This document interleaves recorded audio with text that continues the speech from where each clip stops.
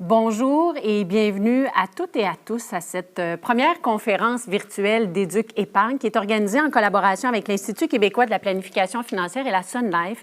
Vous êtes plus de 1500 à être branchés ce matin avec nous pour entendre cette discussion sur les impacts de la pandémie, de la COVID-19, sur tout ce qui entoure notre planification à la retraite, notre planification financière en général. Alors, je me présente, je suis Sophie Lemieux, vice-présidente principale marché institutionnel chez Fiera Capital. Je vous avoue que je suis très fébrile. Je l'ai dit 2 fois plutôt qu'une, mais c'est vraiment ma première rencontre professionnelle avec des vraies personnes, non pas devant un écran, sauf vous, évidemment, qui nous écoutez de la maison.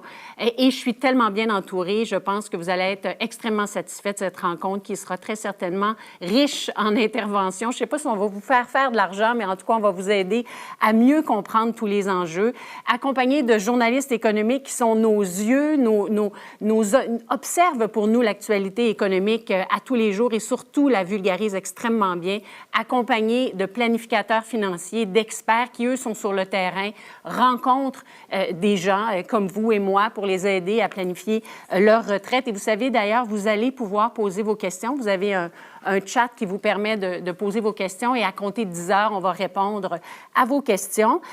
Sans plus tarder, j'aimerais d'abord vous présenter la présidente directrice générale de l'Institut québécois de la planification financière, Madame Chantal Lamoureux, à vous dire quelques mots. Alors, Chantal, à vous la parole. Merci beaucoup, Sophie. Bonjour à toutes et à tous. Vous êtes effectivement très nombreux à avoir répondu à l'invitation d'Éduc Épargne et de l'Institut québécois de planification financière et nous vous en remercions. Depuis mars 2020, l'incertitude qui a toujours fait partie de nos vies a pris une ampleur que personne n'avait vu venir. Mais on n'a pas tous vécu cette pandémie-là de la même manière. Certains ont perdu leur emploi, certains ont changé d'emploi, plusieurs ont même travaillé plus.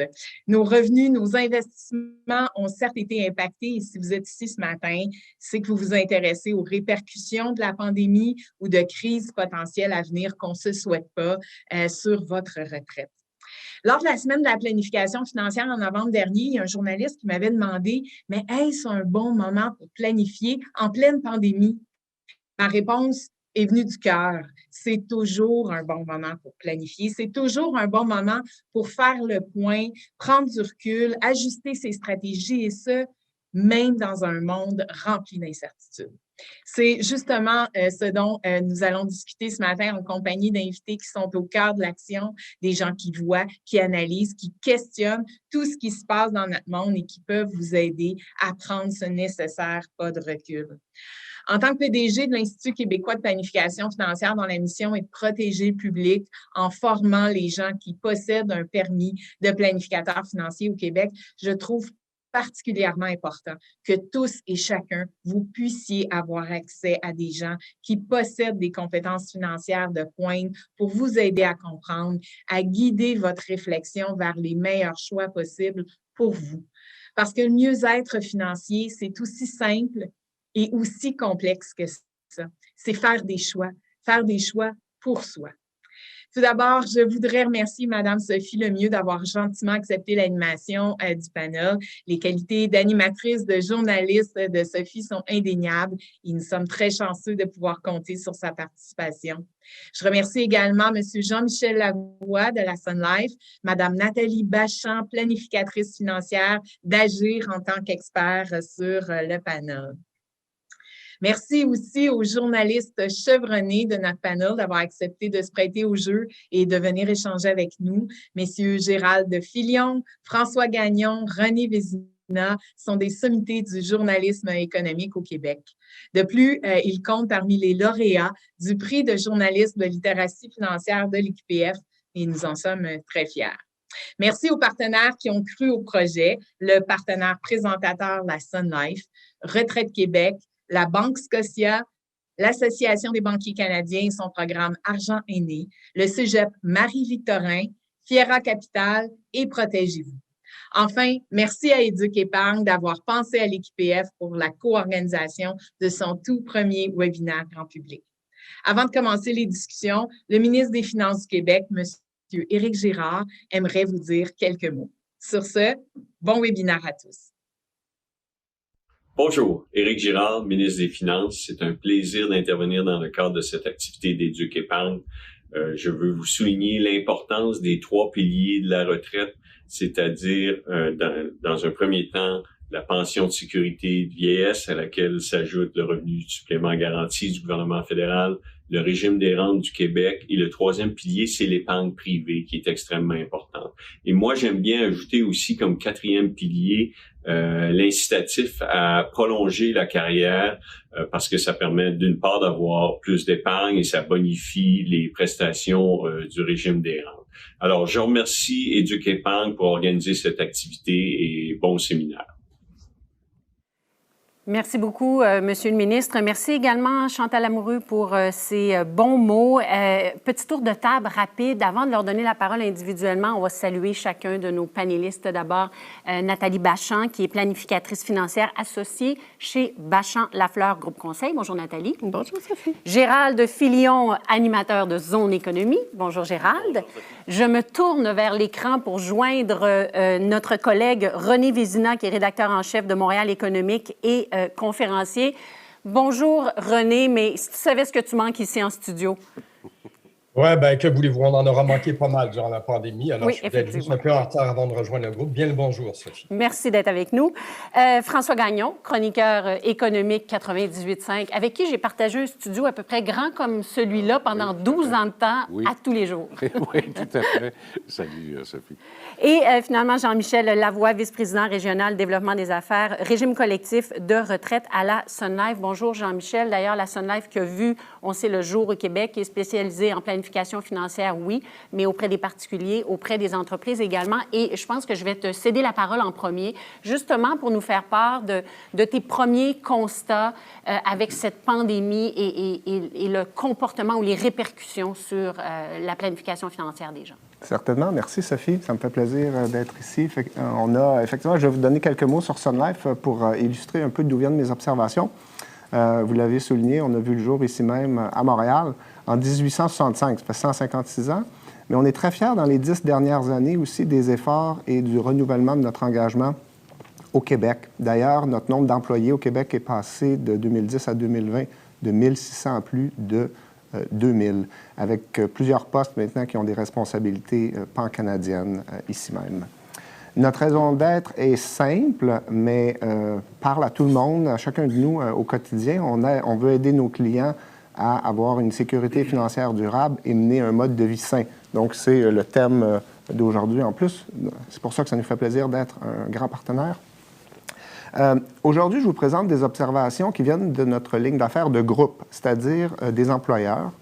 On est le leader au Canada et au Québec pour l'offre des régimes de retraite à cotisation déterminée, les régimes CD.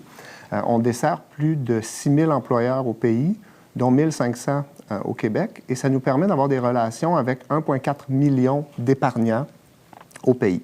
Donc, c'est un peu d'où je tire mes observations. Tout d'abord, oui, on parle de retraite et d'épargne ce matin, mais on est aussi un assureur, et on remarque que la santé financière est intimement liée à la santé globale et spécifiquement à la santé mentale. Dans la dernière année, avec la pandémie, la crise sanitaire, ça a aussi accéléré le lien entre la santé financière et la santé mentale. Quand on demande aux Canadiens, il y en a 60 % qui nous disent dans la dernière année avoir éprouvé des problèmes de santé mentale et la moitié de ces problèmes-là sont liés à des enjeux financiers. C'est plus particulièrement vrai chez les femmes et dans la tranche d'âge vraiment là, qui est dans le marché du travail de 30 à 54 ans. Par contre, ce qu'on remarque, c'est que les gens qui ont accès à un programme d'épargne et de retraite au travail se sentent plus optimistes et moins stressés. On a fait des sondages parmi nos clients en plein milieu de la pandémie, donc à l'été 2020.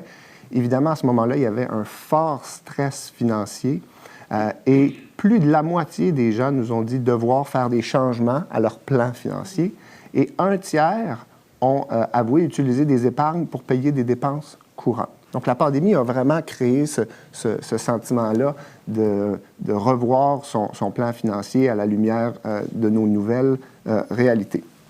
En temps normal, toutes nos communications, nous, sont pour encourager les employés à participer puis à être engagés avec leur plan de retraite. Mais au début de la pandémie, on a complètement pivoté nos stratégies de communication pour rassurer les gens. Et on avait évidemment l'expérience des crises financières du passé. Et on sait que la meilleure stratégie dans une crise financière, c'est de ne rien faire. Alors, toutes nos communications courriels, sur les messages intelligents sur les appareils mobiles, sur le web ou les webinaires qui étaient faits de façon virtuelle en milieu de travail, étaient pour rassurer les participants au régime qu'ils avaient l'avantage du temps de leur côté et que c'était mieux de ne rien faire. Et je vous en parlerai un peu plus tard tout à l'heure, mais ça a porté fruit parce que la vaste majorité des gens n'ont rien fait et ils ont mieux fait que ceux qui ont essayé de tirer parti de la crise. Oui. Alors, ça me fait plaisir. On a des résultats en ce sens-là aussi dans le sondage qui a été mené par Éduc-Épargne. Puis ça va être intéressant de reparler de cette façon-là d'agir. Est-ce qu'on retire tout ou on reste tranquille et on attend? Merci, Jean-Michel. On va en discuter tantôt.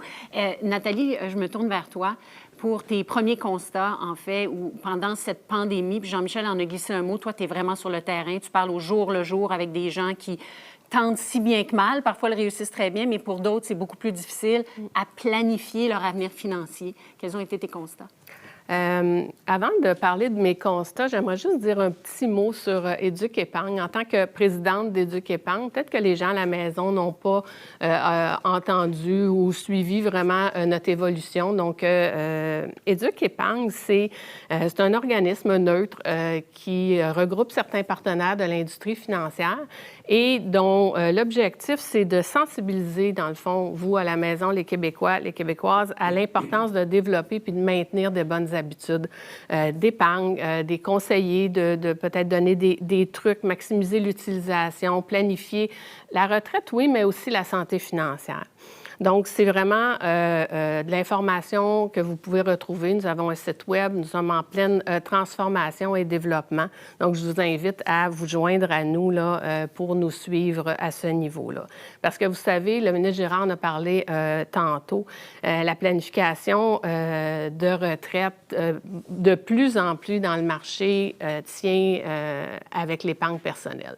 Les régimes de retraite, Jean-Michel parlait des régimes à cotisation déterminée, mais historiquement, il y avait beaucoup de régimes à prestations déterminées. Ces régimes-là sont malheureusement de moins en moins présents dans le marché de l'emploi. Donc, il faut malheureusement compter de plus en plus sur l'épargne personnelle. Puis la planification financière de la retraite, bien, c'est un processus continu. Hein?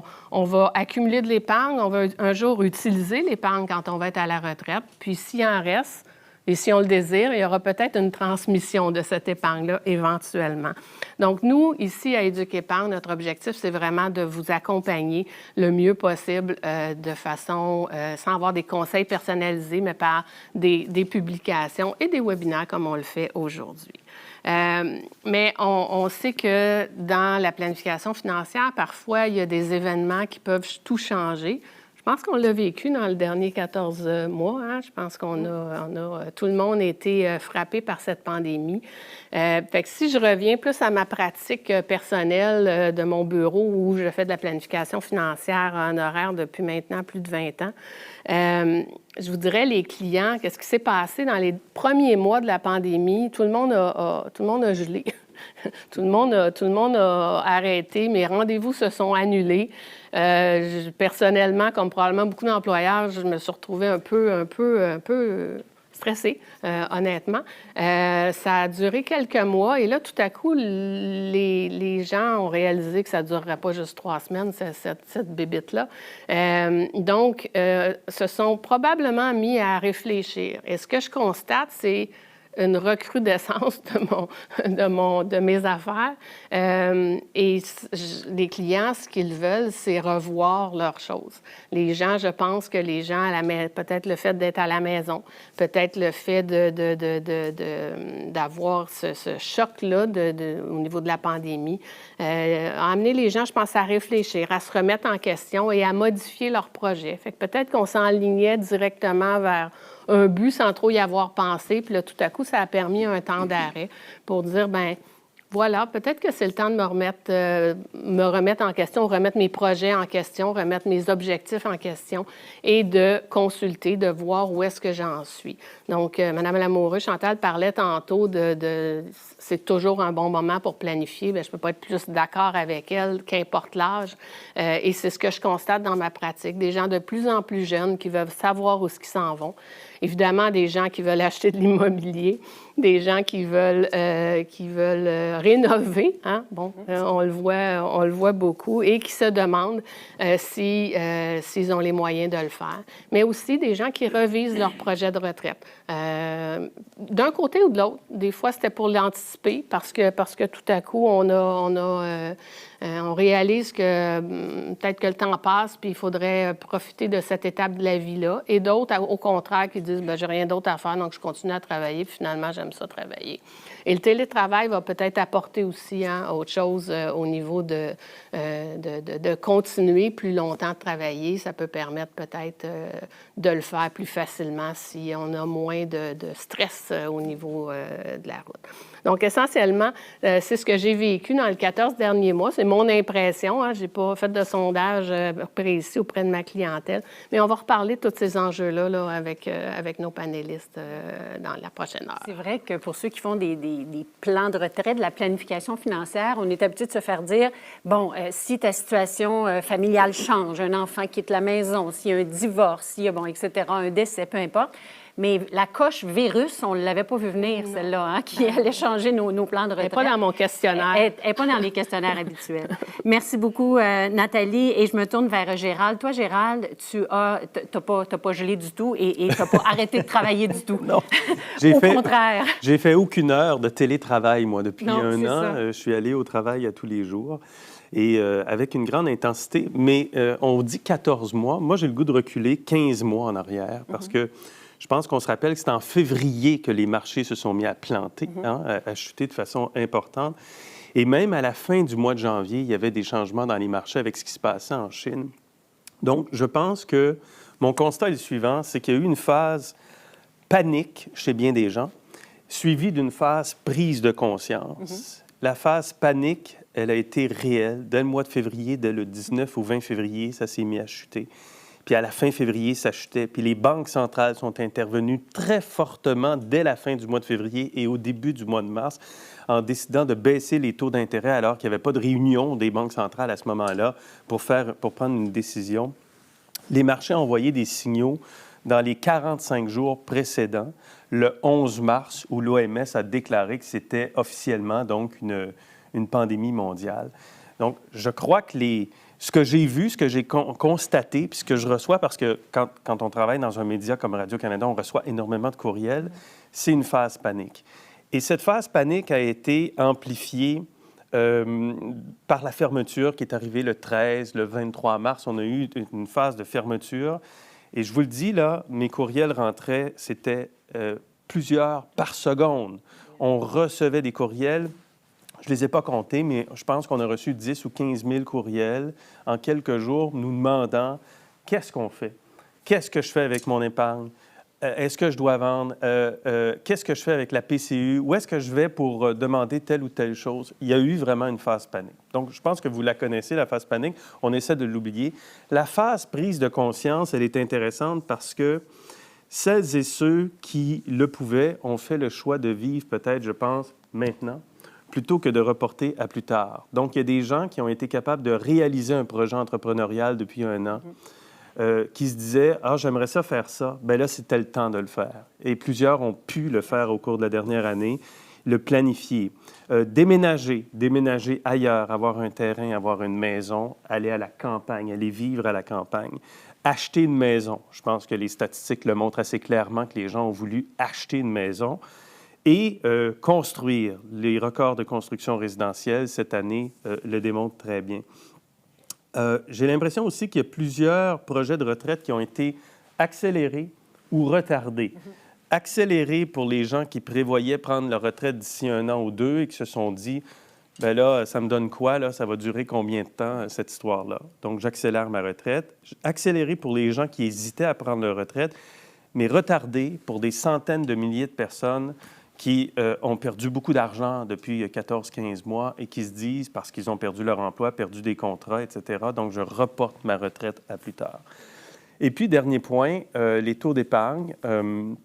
Il y a des gens qui ont pu voir leur épargne monter de façon importante au cours de la dernière année, alors que d'autres ont vu leur vie, leur niveau de vie s'effondrer ou fondre, et c'est toujours pas revenu, et ça va prendre beaucoup de temps à revenir. Donc, je présume que beaucoup de gens ont dû repenser leur retraite, repenser leurs dépenses, repenser l'évolution de leurs choses au cours des prochains mois, des prochaines années. Oui, tout à fait. Merci, Gérald. Puis c'est vrai que la notion du temps a complètement changé.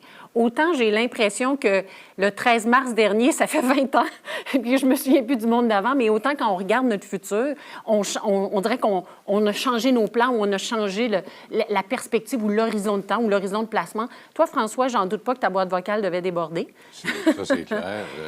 Oui. À la station, autant les courriels, puis en plus, on avait... on a une espèce de machine, nous autres, là, où on reçoit les textos en temps réel. C'était fou, là. C'était, comme Gérald, c'était à la seconde près, là. Puis tes grands constats de ce que tu entendais, puis évidemment, je te connais, alors tu as analysé, toi, tu analysais les marchés à tous les jours. Voyais-tu ça venir? Comment tu as vécu ça? Bien, en fait, lorsqu'il y a eu la panique, la phase panique, comme Gérald l'a décrit tantôt, et particulièrement entre le 20 et le 23 mars, où on a atteint le creux, là, c'était l'enfer. Les gens ne savaient plus où donner de la tête. Puis là, notre rôle, autant Gérald que moi à la radio, c'était de rassurer les gens, de dire, là, c'est pas le temps de retirer ça, c'est la panique totale.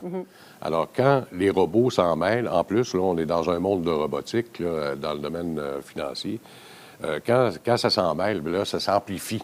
Il y a eu des rappels de marge, parce qu'il y en a plusieurs. Encore, on a vécu 2020 nous rappelle 2008. C'est exactement ce qui s'est passé, là. La même chose, la même panique, à peu près au même moment, pas pour la même raison. Là c'était une question bancaire, là, puis de folie bancaire et de prêt hypothécaire. Mais là, ce coup-là, c'est un virus qui nous a causé ça. Alors, on le voyait venir. À partir de janvier, là, déjà, les marchés commençaient à être assez difficiles. Et ça a amené beaucoup de réflexions chez nos auditeurs. En tout cas, je ne sais pas si Gérald a eu les mêmes constatations. Là, les gens se sont dit, soit que j'accélère effectivement ma prise de retraite, ou je la retarde pour d'autres raisons. Il y a eu des sondages qui ont été publiés là, au cours des dernières semaines, autant par Éduc-Épargne que Polara, Angus Reid, qui démontraient que le phénomène des décès en CHSLD dans les résidences de personnes âgées et également les taux de contamination ont amené les gens à réfléchir sur comment on va prendre sa retraite. Je garde-tu ma maison? Les gens, aux 2 tiers, disent oui. Là, je ne veux plus aller en CHSLD, je ne veux plus aller en RPA, je veux rester chez moi. Donc, ça va amener une réflexion supplémentaire sur l'assurabilité des soins de santé. Alors donc, habituellement, lorsque tu fais une planification financière, tu vas te dire, bon, ben je sais pas, moi, à 65, 70 ans, je vais vendre ma maison et je vais prendre donc ce fonds qui a été accumulé grâce à ma maison pour aider à financer ma retraite. Mais là, c'est plus ça là, qui va se passer. Les gens ont pensé peut-être à retarder leur retraite, peut-être d'1 an, 2 ans ou 3 ans, justement pour être capable de conserver leur maison, d'être capable d'avoir un plan pour justement avoir une assurance santé, parce que ça va compter pour beaucoup. Donc, ça va prendre de l'argent supplémentaire. Les gens ont commencé à dire, en tout cas dans mes auditeurs, moi, là, j'étais à Snowbird, ça ne me tente plus de l'être, je veux rester chez moi parce que je veux être plus familial. Être plus familial, ça veut dire peut-être des dépenses autrement ou penser autrement. Les gens sont devenus aussi un peu plus prudents dans leurs dépenses. Le taux d'épargne, on en parlait, il y en a qui ont détruit beaucoup de leur patrimoine pendant cette période-là, mais une grosse majorité, grâce aux différents programmes qui ont été lancés, que ce soit PCU, Prestation canadienne de reprise économique, pour beaucoup d'entre eux, ont eu plus de sous qu'à l'habitude. Donc, ça fait en sorte que, selon les dernières statistiques de la Banque du Canada, qui ont été publiées la semaine dernière, 150 milliards de dollars ont été épargnés au cours du mois de mars jusqu'à décembre 2020. C'est plus que les 10 dernières années moyenne qu'on a pu voir au cours des 10 dernières années. Donc, il y a de l'argent de côté. Il y a de l'argent, ces lignes de côté. ce qui me fait peur un peu, c'est que là, beaucoup de gens disent, oui, là, même, je dirais, plus que 80 des gens disent, ah, là, faut que ça me prend un plan financier, il faut que j'apprenne à faire un budget, parce que moi, ça me sidère à chaque fois d'apprendre qu'il y a moins de 50 des gens qui font un budget. Et là, il va falloir que je fasse des gestes concrets. Comment je vais dépenser davantage ou moins? Hein? Comment je vais amener mes dépenses à un niveau qui est raisonnable, mais sans m'empêcher de vivre non plus. C'est pas tout le monde qui veut faire la simplicité volontaire. Je suis pas partisan de ça non plus. On n'a qu'une vie à vivre, mais il faut être capable de faire une bonne planification pour arriver à la retraite. Mais en tout cas, il y a eu une conscientisation, puis tu l'as vraiment soulevé, de la surconsommation. Parce qu'on n'a plus besoin de consommer autant qu'on consommait, et de toute façon, parce qu'on ne pouvait pas sortir déjà en partant. Non. C'est ça, parce qu'on ne peut pas, et parce qu'aussi, on a réalisé, ben là, mais on se pose encore besoin. Alors, on se pose beaucoup de questions encore. Comment d'argent ça va me prendre lorsque je vais prendre ma retraite? Ça, c'est une des questions qui revient souvent. C'est quoi le pourcentage que je dois avoir là, pour bien vivre lorsque je vais prendre la retraite? On s'interroge sur les besoins des soins médicaux. On prend conscience maintenant de plus en plus que ça prend un fonds d'urgence. Les gens sont arrivés, gros gens comme devant au mois de mars, avaient, pour la très, très grosse majorité, le fameux 3 mois qu'on dit souvent, là, personne ne l'avait ou à peu près pas. Donc là, on a appris à épargner, peut-être de le garder davantage. Et on s'inquiète du pactole qu'on doit accumuler avant d'arriver à la retraite. Oui. Ah, ça a changé bien des éléments. J'ai hâte qu'on poursuive la discussion. Mais avant, je veux me retourner vers René, parce que René, je veux ton analyse. Ton analyse de tout ça, toi qui bien évidemment, peut-être tu as été amené à faire des conférences sur le sujet pendant cette période-là, assurément. Quel constat dresses-tu de tout ça? Merci, et à la lumière Sophie. de tout ce que tu viens d'entendre. Merci, Sophie. Bien, à la lumière aussi de ce que j'ai pu observer. Bonjour tout le monde. Oui, effectivement, c'est curieux parce que c'est dans ces périodes-là où la demande de conférences, de séminaires devient intense parce qu'il faut trouver des repères. Et c'est un peu là-dessus, moi, que j'ai pu baser les observations que je vous livre rapidement, là, parce que je vois que le temps file. Il y a eu des éléments que je dirais positifs en ce qui tient à la planification de la retraite et d'autres qui sont un petit peu moins, je dirais, positifs, pas tellement négatifs, qui amène à une sorte de réserve par rapport à ce qu'on voudrait mettre de côté. Les éléments positifs, on vient d'en parler, c'est l'accumulation de l'épargne qui a été vraiment colossale durant ces derniers mois. Moi, j'avais des chiffres de Peter Hall, qui est l'économiste en chef d'Exportation et Développement Canada, qui montrait que la courbe a monté de façon vraiment spectaculaire, là. Et je comprends qu'on n'est pas tous égaux devant la retraite, que certains n'ont pas pu le faire, mais de façon globale, les Canadiens ont mis de côté beaucoup, beaucoup d'argent. Et simplement parce qu'on avait moins l'occasion de dépenser. Il ne s'est pas vendu beaucoup d'habits ni de souliers à talons hauts au cours des 15 derniers mois, d'une part. Il y a cette hausse aussi, encore vraiment frappante, hausse de la valeur foncière. Là, il y a un réservoir. On dit souvent que le meilleur capital retraite, c'est sa valeur, la valeur de sa propriété ou de ses propriétés qu'on pourra éventuellement réaliser. Éventuellement, là, il pourrait y avoir un hiatus, là, on aura peut-être le temps d'en parler tantôt, mais il y a peut-être des règles qui vont changer par rapport à ça. Mais oui, effectivement, on a vu ça et c'est un capital qui est très important qu'on pourra un jour monétiser. Par ailleurs, là, cette pandémie, elle a amené un gel des taux d'intérêt. Vous savez que beaucoup de gens en planification de retraite font des calculs à plus long terme en disant, bon, j'ai tant de sous de côté, je prévois un rendement de 3, 4, 5. Moi, je me rappelle avoir fait l'exercice quand j'étais journaliste, un test avec un planificateur financier. On avait dit, ben, voici comment on pourrait calculer. Puis il m'avait dit, on va être conservateur, là, on va placer ça à 7 au début des années 2000. Hey, 7 vraiment, là, c'est un peu cheapo, là. Non, il dit, on va être conservateur, prenons pas trop de risques. 7 on se damnerait aujourd'hui pour avoir ce taux-là. Et en terminant, je dirais, ça, c'est peut-être un peu plus subjectif. Cette pandémie et tout ce qu'il y a eu comme les décès, j'allais dire les drames, les tragédies qui sont passées, nous ont peut-être appris que mieux vaut profiter de la vie pendant qu'on est en vie. Et donc, jouir de ce que l'on a et accumuler pour plus tard, au cas, il y en a qui se sont dit, non, moi, un instant, avec ce qui se passe, sachant que tout peut survenir, moi, j'en profite et je vais dépenser. Et j'ai hâte de voir maintenant avec ce qui va arriver, là.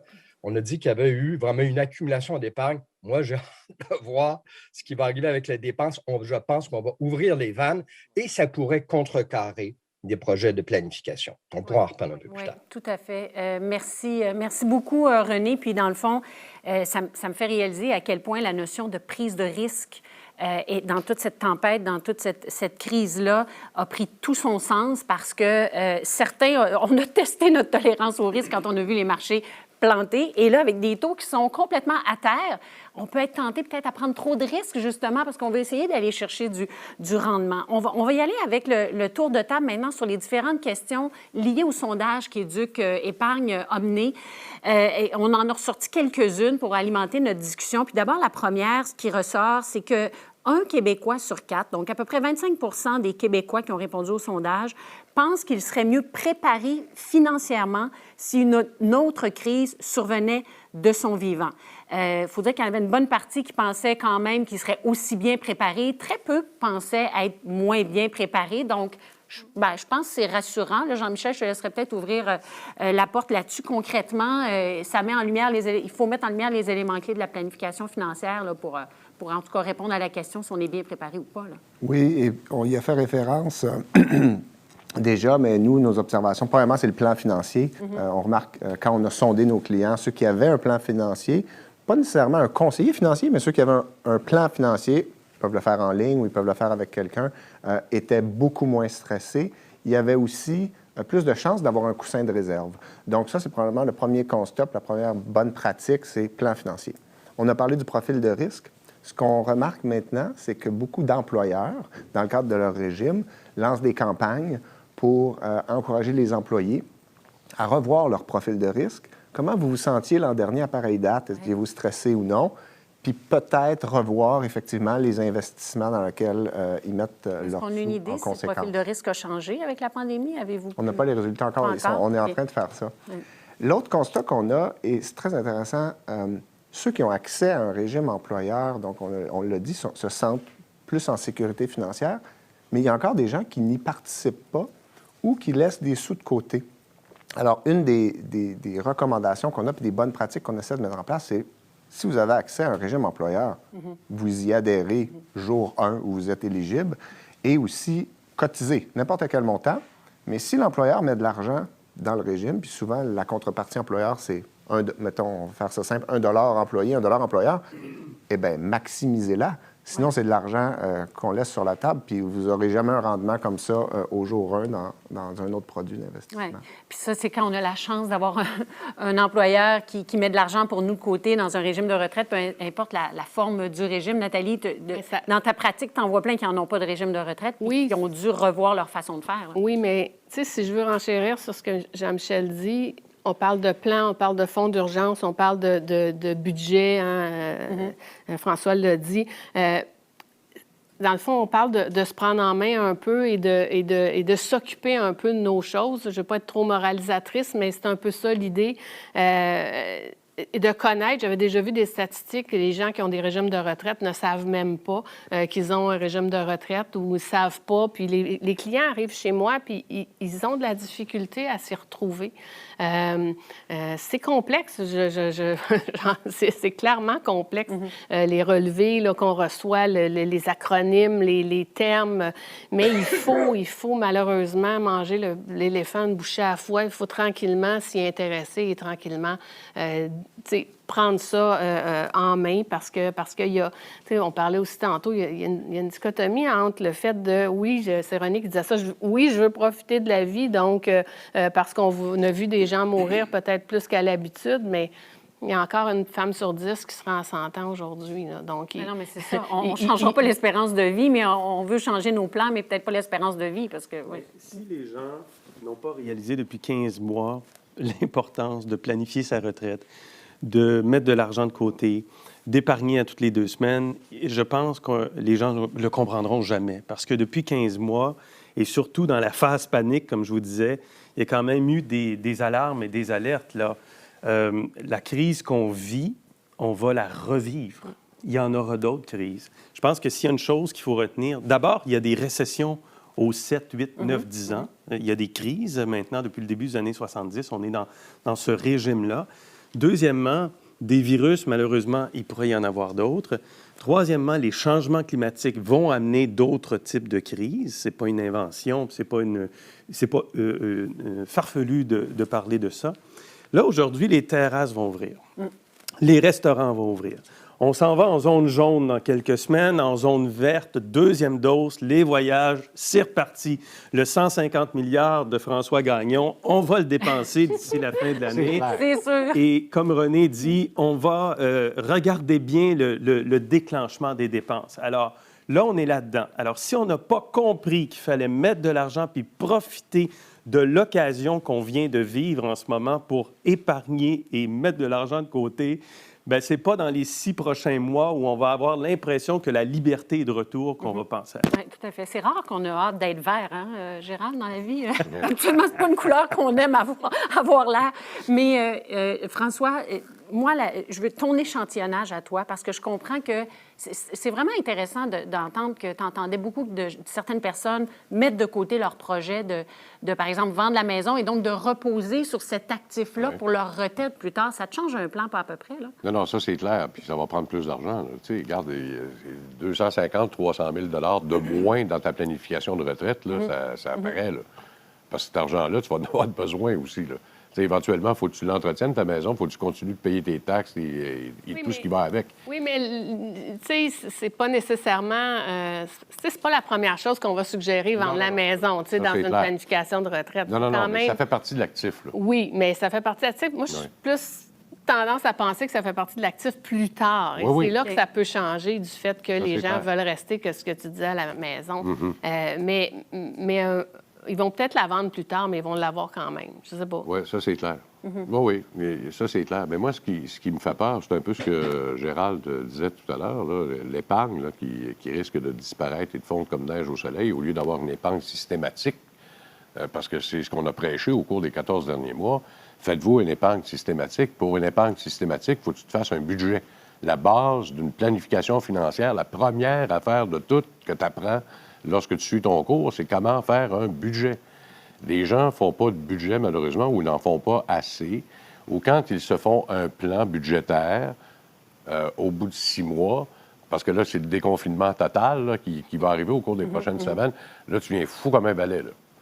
Moi, le vieil adage, chasser le naturel, il reviendra au galop, j'ai peur que ce soit ça qui arrive.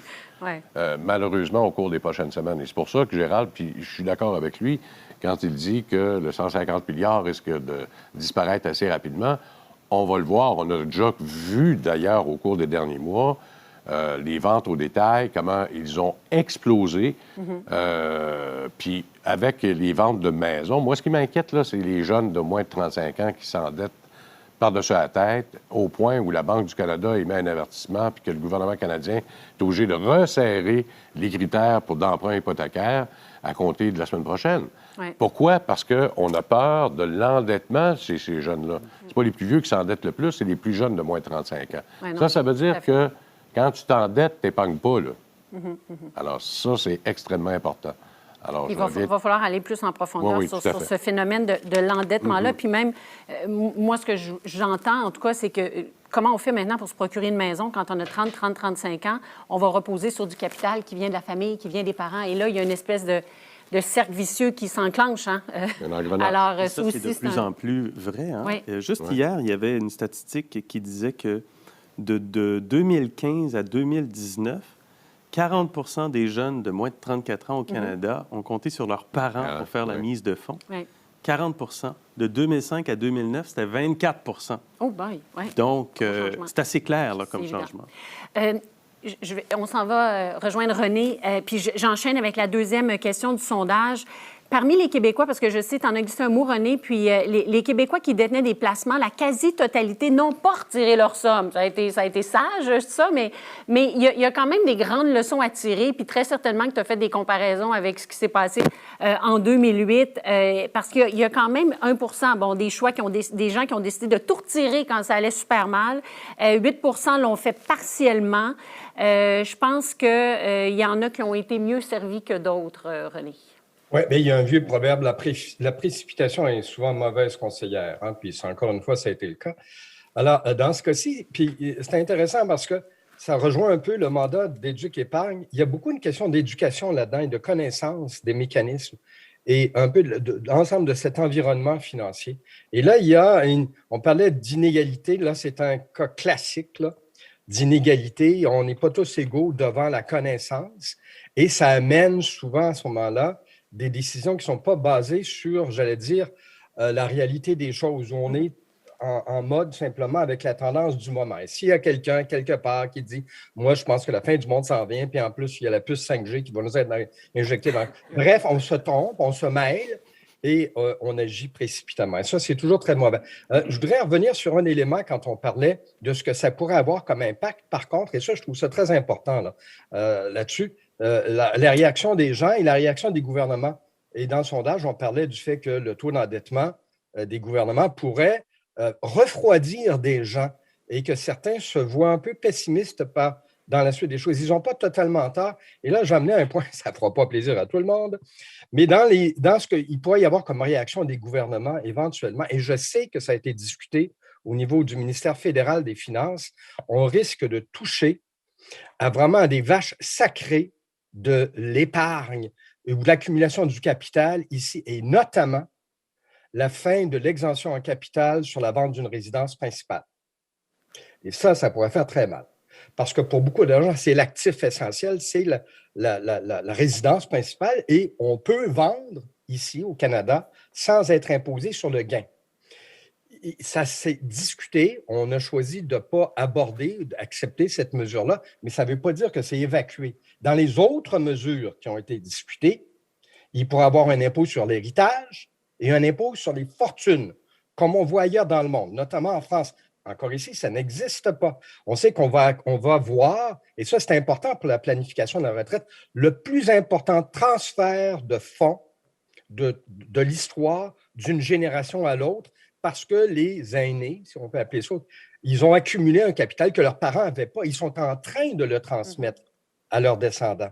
Et si on frappe d'un impôt cet héritage-là, ça va modifier. Donc, oui, le niveau d'endettement a changé et oui, il y a des gens qui peuvent, à travers tout ça, se dire, moi, je fais comment actuellement pour agir? Est-ce que je dois retirer mes billes tout de suite puis essayer d'aller gérer ça à ma façon, mais toujours avec ce qu'on disait, avec des rendements qui sont minimaux, c'est encore beaucoup minimal dans ce compte.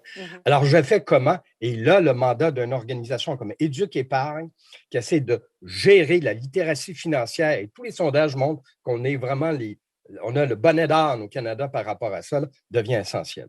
Mais ça, c'est un changement radical. Si on en venait à imposer la vente de la résidence principale, ou encore à taxer justement les héritages, successions, dans le cadre d'une planification de retraite. Ça me fait penser un peu lorsqu'on a changé les règles des régimes de retraite des municipalités où tu as planifié toute ta vie ta retraite avec un salaire X qui plafonne à tel montant et à partir de telle date, tu dois assumer une partie de plus de ta retraite. Ça a changé les plans pour bien du monde, là.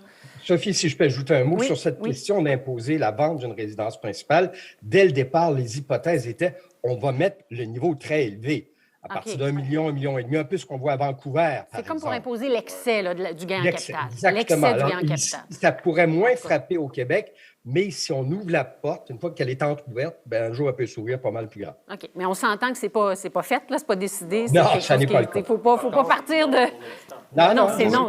Pour l'instant, c'est non, mais c'est ouvert partiellement, par exemple, pour les investisseurs étrangers qui sont venus spéculer là, à Toronto et à Vancouver. Déjà, il n'y a pas d'exemption de gain de capital pour eux autres. Là. Alors, eux autres, c'est le gain de capital total à partir de la première journée. Alors, donc, il y a plus on ne peut plus acheter une maison si on est un étranger et si on ne l'habite pas et qu'on n'a pas l'intention de l'habiter. Alors, ça, c'est pour éviter la pure spéculation. Pour les fortunes familiales, là, encore une fois, on en discute, oui, mais il y a quand même un plafond, là. Puis de toute façon, si un jour on transfert de ça va se faire va continuer progressivement. d'exister, mais il y aura certainement une exemption fiscale, je ne sais pas, moi, 2 millions, 3 millions, pour être capable, justement, d'éviter que les gens s'accumulent du patrimoine puis qu'ils se le fassent littéralement volés, là, entre guillemets, par le gouvernement ou les gouvernements. Ouais. Parce qu'on le voit en France, c'est épouvantable. Là. Tu sais, quand tu es obligé de financer ta maison sur 90 ans pour être capable justement d'effectuer le transfert sans impôt, ça n'a plus d'allure. Là. Tu sais, alors, c'est qui s'enrichit? C'est plus le gouvernement, c'est plus nous autres, c'est les banques. Alors donc... je veux juste... Oui. Non? non. Jean-Michel, je veux juste revenir sur la question du sondage qui fait référence aux gens. Bon, heureusement, la majorité n'ont pas 90 n'ont pas retiré leur somme. Mais reste que quand même, vous êtes très, très bien placé, la Sun Life, pour voir les flux monétaires, les entrées, sortir. Ça a été, bien, effectivement, la majorité des gens ont suivi les conseils. Est-ce qu'il y en a qui ont réussi à saisir des bonnes occasions? Alors, on a observé à peu près la même tendance, même, je dirais, c'est plus fort. Là. Dans le pic de la crise, là, la plus grande période de volatilité, c'est 97 donc seulement 3 des gens qui ont fait des changements, soit à leur cotisation, soit à leur investissement. Et après un an, on est à 5 ce qui se rapproche vraiment là, de nos volumes habituels. On a vu des gens retirer des sommes un peu, des produits enregistrés et des produits non enregistrés. Évidemment, nous, on ne peut pas savoir à quoi ça sert. Ouais. Donc, ça se peut que ce soit pour de l'achat de propriété, qui est une bonne chose en soi. Les volumes étaient sensiblement les mêmes que les années précédentes, mais les montants étaient plus élevés. Donc, ça pourrait être ça. En termes de saisir des nouvelles occasions, on a remarqué la même chose qu'on a discuté tout à l'heure. Il y a certaines personnes qui avaient plus d'épargne, plus de place dans leur budget, qui ont augmenté leur cotisation parce qu'il y avait moins de dépenses. Et on a aussi remarqué ceux qui ont fait des changements à leur profil d'investissement. Ce n'est pas tout le monde qui a tout vendu pour aller dans le marché monétaire. Il y en a qui ont pris plus de risques. Alors, il y a des gens qui ont vu la crise comme une opportunité au printemps dernier, puis qui ont dit, moi, je change, puis je veux aller prendre un petit peu plus de risques. Mais ce qui était particulier, comparativement à 2008, c'est que la chute a été extrêmement brutale, mais extrêmement rapide. Et la remontée a été extrêmement rapide. 2008, ça nous a pris combien de temps avant de retrouver le niveau? Une grosse année. Là, on a été à une vitesse épouvantable. Là. Et c'est pour ça l'effet panique qui a été amplifié, je pense aussi, par la réaction des pouvoirs publics, notamment avec cette décision de réduire le retrait du fer. C'est un message très clair en ce moment, à ce moment-là, de dire on prend acte que les marchés chutent et donc on va vous permettre de retirer moins de votre fer pour cette année-là. C'était comme si la chute allait durer et qu'elle allait être durable. C'était moi, je pense que c'était de ne pas comprendre comment la suite des choses pouvait se dessiner, les anticipations des marchés sur la reprise économique, sur la réouverture, sur le déconfinement, sur la vaccination, sur l'intervention même de l'État qui vient et des banques centrales qui est venu soutenir toute la machine. C'est ça qui s'est passé. Les gouvernements ont sorti combien? 10 à 20 000 milliards de dollars avec les banques centrales dans le monde. C'est du jamais vu. Oui. C'est incroyable, le capital qui a été mis dans l'économie. Donc, ce n'est pas étonnant de voir le marché, la bourse en tout cas, le marché à actions, remonter comme il a remonté aussi rapidement et qui continue de grimper d'ailleurs. Continue de grimper, c'est assez incroyable. Il y a des gros titres. La pire période depuis le crack de 1929, je capotais. Littéralement, je trouvais ça même d'une indécence à certains égards, dans le sens où les gens qui écrivaient ça, ces affaires-là, ne comprenaient pas en toute la mentalité du marché ou comment ça fonctionnait. Gérald l'a très bien expliqué, là, mais il en demeure pas moins que quand tu as des titres alarmistes dans les journaux, ça fait peur aux gens. Et peut-être qu'il y a certaines personnes qui ont retiré leur billet justement à cause de ce genre de choses-là. Mais je suis rassuré quand même dans votre sondage que 90 n'ont pas retiré les sommes investies à la suite de la variation des marchés financiers. Ça montre que les messages... Moi, j'ai l'impression que c'est le 10 qui m'a écrit, là, qui était plus inquiet. 90 je le trouve élevé. Sincèrement, la réaction naturelle des humains face à quelque chose qui s'appelle de l'inconnu, on se levait très angoissé tous les matins à partir du mois de mars 2020. Pendant plusieurs semaines, la réaction des gens, elle est normale. C'est normal qu'on soit angoissé, mais de vouloir tout retirer puis de vouloir réagir rapidement, heureusement, la majorité ne l'ont pas fait. Peut-être, excuse-moi, peut-être que c'est le fait que ça leur remonté si rapidement, puis qu'il y a des gens qui ont qui n'ont pas eu le temps. C'est possible. Qui n'ont pas réagi, qui ont pensé, puis finalement, ça s'est mis à remonter, ce qui est une bonne chose. Nathalie ne répondait pas au téléphone parce qu'elle était Je vais vous rappeler au mois d'avril. Non, mais je reviens à la base, là. Profil d'investisseur, répartition d'actifs, rebalancement, on suit nos choses de façon... Tu sais, les opportunités, là, excusez en anglais, le market timing, là, ça marche pas, là. Donc, c'est revenir à la base, suivre notre plan. On revient au plan. Oui. Puis mais là, il y a plein de choses qui ont été dites. Puis j'aimerais ça pour y voir encore plus clair, que vous me disiez, selon vous, le plus gros défi auxquels font face les pré-retraités et les retraités québécois pour l'avenir. Parce qu'on a parlé, évidemment, de propriété, on a parlé de fiscalité, probablement impact éventuel. On verra comment on va réussir l'appareil gouvernemental va réussir à se désendetter, quel sera l'impact sur nous. On parle de faiblesse de taux d'intérêt. La source de revenus, habituellement, d'un retraité, c'est en fonction des taux d'intérêt. Donc, le logement, la hausse des prix du logement. Donc, à partir de maintenant, si vous aviez, vous, à identifier le plus grand défi en matière de planification financière pour le futur retraité ou le retraité, ce serait quoi? Qui veut se plonger? René?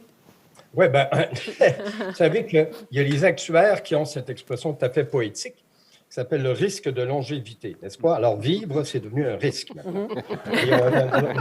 Et le risque de survivre à ses épargnes, littéralement. Et là, c'est vrai qu'avec tout ce qu'on voit et ces crises qui arrivent de nulle part, on avait en mars, en février 2020, on n'était pas trop sûr que ça...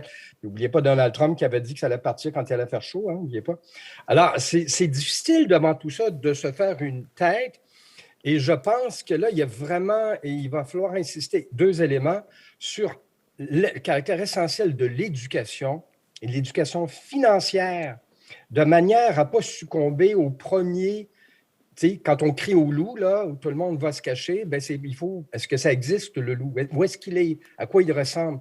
Et là, on a une pente à remonter ici, parce qu'on ne saisit pas toujours, effectivement, les concepts, la notion d'épargne, de l'épargne prolongée, le fait de pouvoir étaler, d'ajuster son train de vie, ce qui m'amène à parler à l'autre élément qui va être très important aussi, et c'est la responsabilité individuelle. Il ne faut pas l'oublier. On se tourne toujours vers le sauveur éventuellement, puis là, ça va être le gouvernement, puis est-ce qu'on va hausser les prestations de sécurité de la vieillesse? Est-ce que, à quelque part, il y a vraiment la nécessité de dire qu'à la fin des choses, on est en partie responsable de son destin. C'est vrai que tous ne sont pas égaux et que cette pandémie, elle a accentué les inégalités parce que le taux d'épargne dont on parle, il n'était pas le même pour tout le monde. Les gens qui ont perdu leur emploi dans le domaine des services notamment, c'est une crise qui va laisser des traces qui vont durer très, très longtemps. Mais j'ai eu peur, René, que tu me dises que notre plus grand défi, c'était de diminuer notre longévité pour arriver à subvenir à nos besoins. Heureusement, ce n'est pas ce que tu as dit. Ça a été le cas pour certains. D'ailleurs, vous savez, un des éléments qu'on note et qui va rester de cette pandémie, une des leçons, là, c'est l'accent sur le mieux-être. Le retour à profiter chez soi, des questions aussi anecdotiques que le fait qu'il y a plus d'animaux de compagnie à vendre, c'est parce qu'on veut profiter de son chez-soi. Et peut-être que de ce fait-là, sachant qu'on peut être malade à un moment donné, bien, vous voyez, les vélos aussi, ils sont en forte hausse, parce qu'on veut demeurer en santé. Et ça aussi, c'est un élément, je pense, qu'on retiendra de la pandémie. Le plus grand défi, Jean-Michel? Je vais rebondir sur le terme du risque de longévité puis de l'espérance de vie. Alors, nous aussi, on pense que c'est un des plus grands défis, principalement parce que la nouvelle génération de retraités va arriver à une période, et ça va être plus une période qu'une date, hein, on s'entend, ça va être une période nuancée. Peut-être les gens vont travailler à temps partiel, prendre une pause, revenir travailler. Et dans les 10 prochaines années, nous, on voit sur notre radar arriver une génération de retraités qui n'auront pas de régime à prestations déterminées. Donc, ils vont avoir accumulé des sommes dans des REER, des CELI, des régimes à cotisation, et ils pourraient, en principe, là, vivre pendant 30 ans et se prendre un salaire de ce qu'ils ont accumulé dans tous ces produits financiers-là. Donc, il va y avoir un exercice de planification. Il y a une stratégie de décaissement qu'on appelle. Ils vont aller chercher un bout de salaire, mais il y a du timing avec ça, de quel compte je retire, à quel moment. Donc, ça, c'est, on pense, le plus grand défi. Et associé à ça, le fait que les rentes individuelles, qui est le meilleur produit de protection pour la longévité, c'est un produit qui est très peu populaire. Hein? Les gens, on a parlé tout à l'heure du goût de vivre dans le moment présent. Il n'y a pas grand monde qui veut donner un montant d'argent à une institution financière en promesse d'un salaire futur pour la vie. Mais ça demeure l'outil financier le plus utile pour ça. Et d'ailleurs, le gouvernement du Québec et du Canada sont en train de regarder des nouveaux types de rentes qui pourraient s'ajouter à l'arsenal des produits financiers. Est-ce que ça, c'est un problème, ce fameux décaissement? Plusieurs personnes, critiquent le fait qu'ils ne peuvent pas décaisser suffisamment, en même temps ne veulent pas nécessairement mourir avec encore un grand montant accumulé parce qu'ils n'ont pas pu décaisser suffisamment. Là, tu baignes là-dedans, Nathalie, mais... Clairement, c'est ce que les gens demandent le plus, comment je vais décaisser mes actifs. Puis si je peux faire un peu de pouce sur ce que tu dis, Jean-Michel, on en a une rente viagère, même quand on n'a pas de régime à prestations déterminées. Là, envisagez, s'il vous plaît, le report des rentes du gouvernement. Le régime de rente du Québec, la pension de sécurité de la vieillesse, ça peut être reporté jusqu'à 70 ans et c'est bonifié. Fait qu'imaginez quelqu'un qui a travaillé toute sa vie, qui reporte tout ça, peut se retrouver avec un revenu de 30 000 indexé le restant de ses jours à partir de 70 ans, quitte à utiliser ses actifs au départ, ses REER ou autres actifs. C'en est une belle sécurité là, pour s'assurer sa longévité. Fois 2 dans un couple, là, ça fait 60 000. C'est imposable, mais pas tant que ça rendu là. Donc, oui, c'est le gros enjeu. Comment décaisser, s'assurer qu'on a suffisamment d'argent pour le long terme? Je pense que le plus grand défi n'a pas changé. C'est le même qu'avant la pandémie, c'est-à-dire est-ce que les gens épargnent suffisamment? Est-ce qu'ils planifient pour leur retraite? Est-ce qu'ils y pensent? René parle de la responsabilité individuelle. Je veux juste vous dire que je vais vous donner un chiffre. C'est ce qu'on appelle le taux de remplacement net des pensions. C'est très large, là, mais ramenez-le à votre situation. C'est l'OCDE qui calcule ça. Le taux de remplacement net des pensions de votre revenu de travail au Canada, c'est 50,7 % des revenus que vous aviez avant votre retraite. 50,7 %. Dans toute l'OCDE, 57,6 %. Dans l'Union européenne, 63 %. Le Canada fait partie du tiers des pays qui couvrent le moins la retraite. Donc, si vous comptez sur la pension de vieillesse, sur éventuellement le supplément de revenu garanti. Donc, c'est parce que vous ne faites pas beaucoup d'argent nécessairement à la retraite si vous avez le supplément de revenu garanti. Vous ne serez pas bien couvert. Donc, on n'a pas le choix d'être obligé de penser à sa retraite. Cela dit, on a un effritement quand même de la protection des gens de façon générale, des travailleurs et des futurs retraités. Les prestations, le régime à prestations déterminées qui laisse la place à la cotisation déterminée, c'est quand même une protection moins grande des travailleurs. Et il y a beaucoup de gens dans le secteur public qui ont cette protection avec un régime d'employeur, mais dans le secteur privé, il n'y en a pas beaucoup. Puis il y a une grosse différence entre les salariés et les travailleurs autonomes, puis entre le privé et le public. Donc, ce monde d'inégalité ne fait que grandir présentement et ce grand défi-là d'épargner pour la retraite demeure entier. C'est le même qu'il y a 14-15 mois, à mon avis. Et je retiens, puis René l'avait souligné, mais la responsabilisation, on est responsable de notre retraite parce que tu as donné les chiffres, là, plus qu'ailleurs peut-être, puis il faut... On n'a pas le choix parce que si on attend, on pourrait être déçu. Oui, on peut bonifier le SRG. Oui, il y a cette bonification pour les 75 ans et plus qui est annoncée.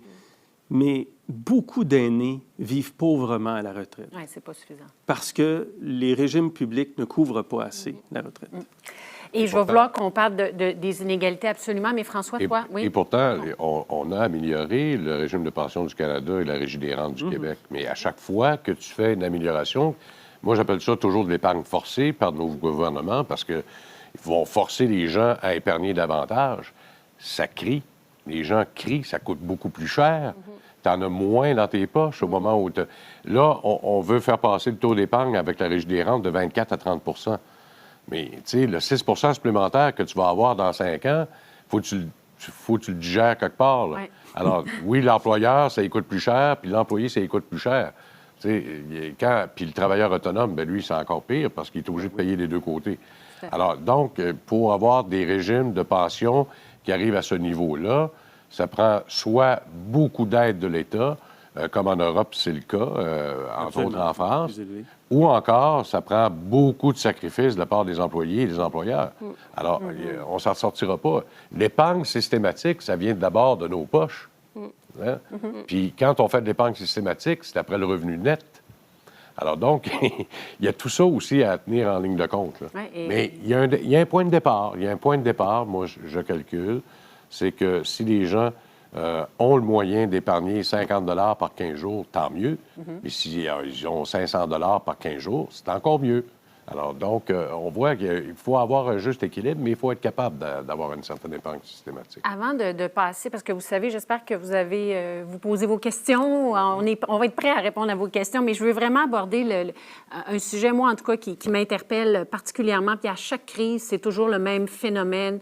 Et Gérald l'a bien dit, vous l'avez tous mentionné à votre manière, l'accentuation des inégalités sociales, des inégalités donc financières. C'est vrai qu'on n'est pas tous égaux face à la retraite. René l'a dit. Certains n'ont pas d'efforts à faire parce qu'ils ont un régime à prestations déterminées où c'est vraiment fortement contribué par l'employeur. Maintenant, de plus en plus par l'employé, c'est vrai, mais pour d'autres, on part de zéro, on fait tout par soi-même. On s'en va vers où? Êtes-vous positif, négatif? Voyez-vous des solutions face à ces inégalités-là? François, tu veux y aller? Ce qui a sorti de cette crise-là par rapport à 2008, c'est l'inégalité homme-femme. Là, on s'est aperçu la fragilité des femmes au niveau de l'emploi. Presque 55 des 875 000 jobs qui se sont perdus l'année passée, ce sont des femmes qui l'ont perdu. Pour X, Y, Z raisons. Soit que l'enfant était obligé de rester à la maison parce qu'il n'y avait pas de garderie, même s'il y avait des prestations. Là. Il en demeure pas moins que les femmes, je crois, en tout cas, si je me fie aux statistiques que j'ai pu voir jusqu'à maintenant, se sont appauvries au cours de l'année 2020, malheureusement. Alors, c'est ça qu'il faut arriver à trouver une solution. Tu sais, travail égal, salaire égal, j'y crois pas encore. On a eu beau avoir des lois, mais il reste encore beaucoup de chemin à faire de ce côté-là. Jean-Michel, je suis curieuse parce qu'à la Sun Live, vous voyez le beau côté parce que vous vous occupez de régimes de retraite. Alors, ce sont des gens choyés, que ce soit des régimes généreux ou non, mais choyés d'avoir un régime de retraite. Les voyez-vous quand même, ces inégalités sociales-là qui s'accentuent, et comment ça se concrétise? Bien, en fait, je voulais faire du pouce sur l'observation de François par rapport aux écarts hommes-femmes, et on l'observe aussi dans notre bloc. L'écart rétrécit si on regarde les courbes des 10, des 15 dernières années, l'écart rétrécit beaucoup, mais il y a encore 25 % de différence dans les moyennes accumulées là, de soldes. Donc, on remarque la même chose. Ça s'explique par les salaires. On pense que ça s'explique peut-être aussi par des pauses de contribution. Donc, pendant le congé de maternité, souvent, il y a une pause de la cotisation au régime. Donc, ça pourrait expliquer un peu les différences. Ouais. On les voit. René, tes grandes solutions face aux inégalités, quelles seraient-elles? Ou tes préoccupations? Ben, un peu d'optimisme vis-à-vis ça? Oui, je pense que oui, parce que on apprend des erreurs, puis il y a eu des erreurs. Elle est très bonne, l'observation de François sur les femmes, l'inégalité. Je pense que c'est central, ça. Il y a vraiment, là, à ce moment-là, un fossé qu'on était en train de combler qui va se rouvrir. Là, ça va interpeller les gouvernements. Quand je parlais de responsabilité individuelle, en passant, je ne disais pas c'est chacun pour soi, là. J'espère, et on a vu ici là, le fameux coefficient Gimli, comme quoi au Québec, les inégalités sont moins prononcées qu'ailleurs. Mais il faut quand même pouvoir prendre en charge un peu sa destinée. On ne peut pas attendre la grande main qui va descendre du ciel en disant « Tiens, mon chum, bleu, le chèque que t'attends. » C'est malheureusement plus comme ça que ça existe.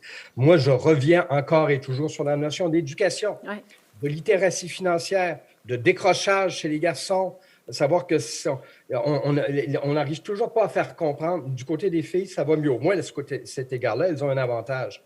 Mais de dire qu'on doit pouvoir regarder dans l'avenir et pas simplement penser que le choc qu'on va avoir parce qu'on travaille dans la shop de celui qui nous a invités dans son garage va nous faire vivre pour le reste de nos jours.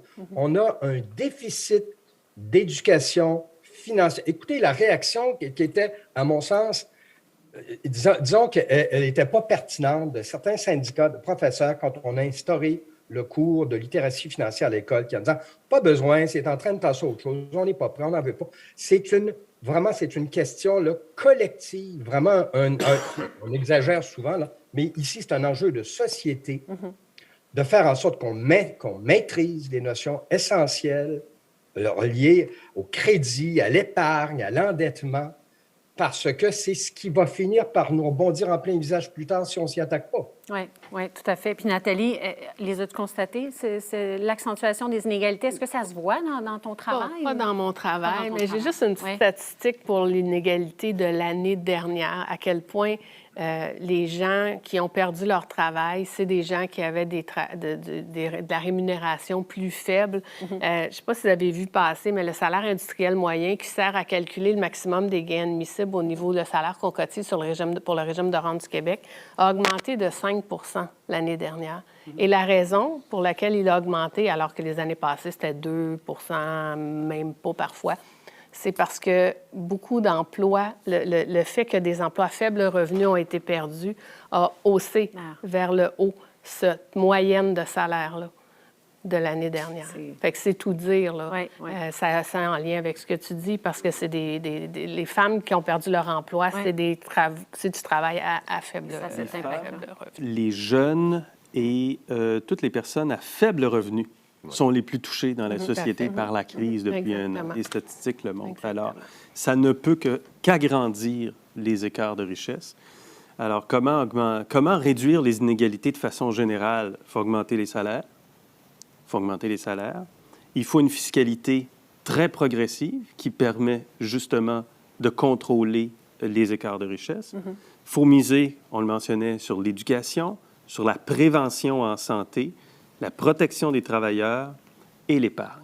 Je pense que c'est des vieux trucs, là. C'est pas apparu avec la pandémie, mais si on veut réduire les écarts de richesse et les inégalités, il faut travailler là-dessus. Merci, Gérald. Ça prend une grosse volonté politique pour ça. D'ailleurs, on a boudé l'étude de Luc Godbout, puis on la boude encore. Pourtant, il y a des très, très belles solutions là-dedans pour éviter les inégalités, ne serait-ce qu'au niveau fiscal, mais également pour amener un peu plus de richesse auprès des familles qui ont des enfants. On passe aux questions? Oui. Parce que là, je vois que ça commence à défiler. Alors, première question qu'on a, qui nous vient probablement d'une jeune épargnante, parce qu'elle souligne moins de 30 ans. Quels devraient être les objectifs d'épargne pour une jeune épargnante qui a moins de 30 ans en lien avec la retraite? Merci pour ce webinaire très intéressant. Il fallait que je lise le dernier commentaire.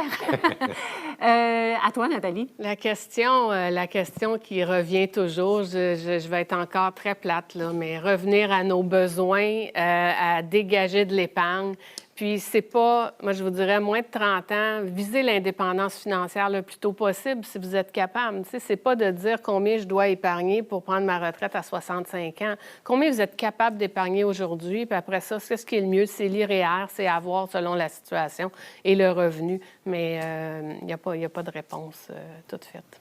On veut ajouter épargne systématique, tout simplement. Épargne systématique, c'est... Le secret est là. Donc, ça fait partie du budget. Oui.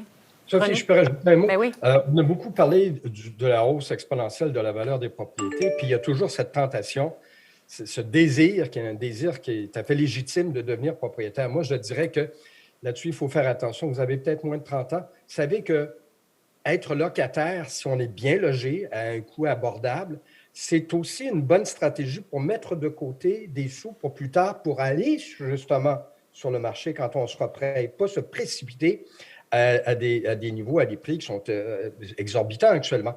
Ça aussi, c'est important de faire attention à peut-être moduler ses désirs, je dirais, là.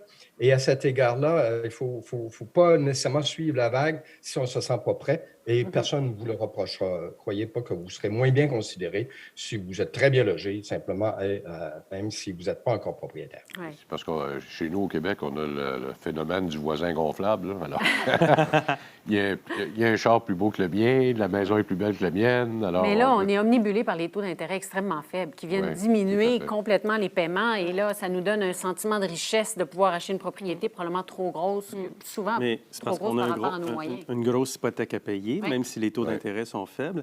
Après ça, il y a des taxes municipales à payer. Il y a la taxe de bienvenue quand on L'entretien. arrive. Et là, il y a l'entretien. Tiens, tout à coup, le toit, puis il faut réparer telle affaire, puis il faut changer le panneau électrique, puis etc.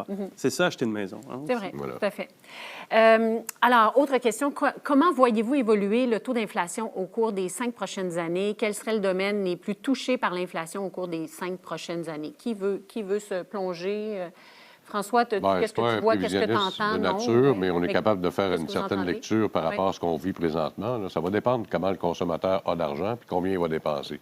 Plus la demande va être forte, plus le taux d'inflation risque d'augmenter.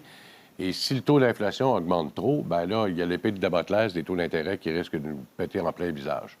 Alors, il y a déjà présentement, aux dernières lectures, c'était quoi, 3,2 qu'on a eu, là, la dernière? Là?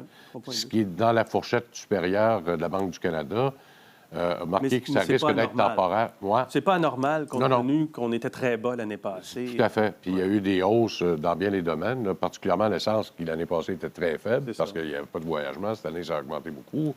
Il y a eu beaucoup de demandes également. Les gens dépensent. Donc, il y a aussi le fait que les gouvernements vont dépenser énormément d'argent qui risque d'amener de l'inflation dans le pipeline aussi. Et ça, c'est pas un phénomène propre au Canada. Ça va être mondial parce que les Américains, c'est encore pire que nous autres parce que les autres, la machine à billets, elle marche après. Mais de prévoir d'ici 5 ans, ça va être quoi le taux d'inflation? Non. Dites-moi quelle heure votre il sera dans 5 ans, puis je vais vous le dire aussi. Oui, puis il ne faut pas oublier que personne, en fait, les autorités et les gouvernements, personne n'a avantage à ce que l'inflation s'emballe avec le niveau d'endettement qui est élevé avec la... Oui, notre propriété, ça nous protège contre l'inflation, mais de l'autre côté, il y a des paiements qui sont rattachés à ça, des dépenses courantes, et je pense qu'il y a probablement un certain contrôle nécessaire à faire sur l'inflation. Parce que depuis l'an 2000, là, tout le monde se disait, bon, bien, éventuellement, l'inflation, ça va grimper, puis les taux d'intérêt vont grimper, puis finalement, il y a eu des petites hausses de taux d'intérêt, mais il n'y a pas eu d'inflation systématique non plus. Donc, c'est extrêmement difficile. Ça, c'est le genre de choses là, que moi, j'embarque pas. Sophie, juste un mot sur l'inflation. Ce qui nous inquiète, nous, l'inflation pour les retraités, je vous parlais tout à l'heure des gens qui vont décaisser de régimes CD puis d'épargne à différents moments, c'est qu'ils vont devoir penser à la façon dont ils investissent leurs sommes pour aller non seulement se protéger, aller chercher du rendement pour pallier à l'inflation, avoir un coussin de liquidité pour réparer ce qui brise dans la maison. Alors, avant, ils ne se posaient pas ces questions-là. C'était un peu c'était géré par les caisses de retraite des régimes à prestations. Là, ils vont devoir travailler avec Nathalie puis avoir toute une stratégie d'investissement qui tient compte de tous ces facteurs-là, incluant l'inflation. Oui, puis ça gruge notre pouvoir d'achat. C'est d'ailleurs ce que nous dit notre auditeur qui veut aussi en savoir un petit peu plus sur ce qu'on pense de l'évolution de l'inflation, mais aussi sur le fait que ça gruge notre pouvoir d'achat. Puis c'est vrai, là, toi, dans la planification de retraite, tu tiens compte du rendement réel? Bien, en fait, on tient compte de l'inflation des dépenses et d'un rendement à côté. L'inflation des dépenses, tu sais, l'IQPF, on a des hypothèses qu'on utilise, là, qui sont recommandées par l'IQPF. On prend 2 mais tu sais, l'idée ici, c'est d'essayer de faire attention à l'évolution des dépenses, puis pas penser qu'à 75 ans, j'aurai plus de dépenses parce que je vais me bercer puis que je vais écouter, c'est pas vrai, c'est pas ça qui va arriver. Donc, mais c'est très difficile parce qu'évidemment, il y a tellement de paramètres, il y a tellement d'inconnus. Oui, là. tout à fait. On y va, oui. Si je peux me permettre un petit mot rapide. Là où je pense que pas, les gouvernements, là où les gouvernements vont être très vigilants, c'est l'inflation au niveau de l'alimentation. Et là, on va voir des coûts qui vont... J'ai peur qu'à l'avenir, ça a été relativement calme. Vous savez, dans des biens de consommation, des vêtements, tout ça, on voit du transfert de la production qui était en Chine vers le Vietnam, vers le Cambodge, puis on réussit à tenir à peu près. C'est pas nécessairement très honorable, surtout dans les conditions où les gens là-bas travaillent. Et ça fait qu'on n'a pas vu beaucoup de hausse là-dedans. Au niveau de l'alimentation, par exemple, et surtout, et ça, c'est une belle leçon de la pandémie, c'est l'achat local. Mais dans l'achat local, il va y avoir des pressions à la hausse sur le prix des biens. Et ça, c'est un secteur où on ne peut pas vraiment comprimer. On ne peut pas décider de manger moins demain matin parce que ça coûte plus cher. On peut toujours, mais ça n'aidera pas à la santé. Et là, je pense que les gouvernements vont devoir être très soucieux de voir cet élément-là parce qu'il en va du bien-être de la population en général, autant des jeunes que des retraités, par ailleurs. Oui. Très bon point. On va y aller dans l'éducation financière encore, René, tu vas être content parce que quelqu'un nous demande, avez-vous considéré la tendance mondiale des jeunes et autres individus qui sont attirés à investir dans la bourse ou autres moyens, exemple les crypto-monnaies? C'est quoi votre position là-dessus, mis à part ne mettez pas en risque tout votre capital? Moi, je vais juste vous dire mon commentaire personnel. C'est sûr que pour mon garçon de 19 ans, quand je lui demande, là, on va te faire un plan, on va commencer à épargner et tout, lui, quand il voit les taux d'intérêt, là, il me rit en pleine face. T'sais. Alors, il est prêt à prendre du risque, il est jeune, vous direz, mais en même temps, j'essaie d'y expliquer un peu les rudiments. Je comprends cette réaction-là. On veut trouver quelque chose pratiquement de miraculeux, mais il faut tellement être prudent. C'est pas de la planification de retraite, ça. Non, ça, c'est de la bourse. On n'investit pas à long terme pour ça. On s'amuse. Il y a un risque qui est pris. Ça, c'est joué. C'est joué.